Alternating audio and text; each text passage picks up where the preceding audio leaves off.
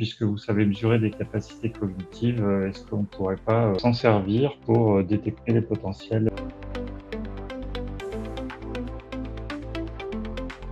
Petco est né il y a presque une vingtaine d'années maintenant, de par le savoir-faire qu'on avait développé pour évaluer des capacités cognitives dans un environnement plutôt médical pour détecter des troubles cognitifs. Et donc, sur cette base scientifique, assez rapidement est venue de nos interlocuteurs dans le domaine des ressources humaines l'idée que, mais finalement, puisque vous savez mesurer des capacités cognitives, est-ce qu'on ne pourrait pas s'en servir pour détecter les potentiels soit de nos collaborateurs dans des évolutions de carrière ou des reconversions, soit dans des optiques de recrutement. Voilà. Donc c'est comme ça qu'est née l'ambition de construire ces programmes en transposant et en adaptant, puisqu'évidemment l'objectif c'était pas de détecter des gens qui avaient des troubles, mais plutôt des gens qui avaient des potentialités. Mais sur le fond, ça repose sur les mêmes bases, c'est-à-dire des activités qui sollicitent certaines capacités.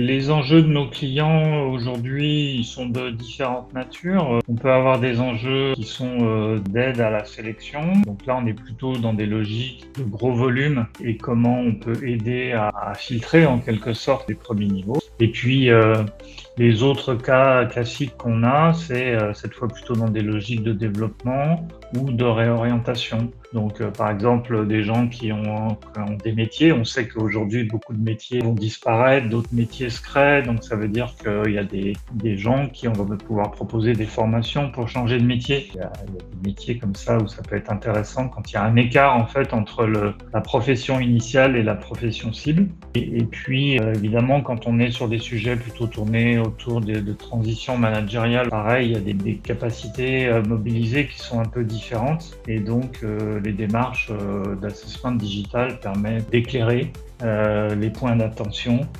pour orienter les personnes dans un parcours de développement plus adapté.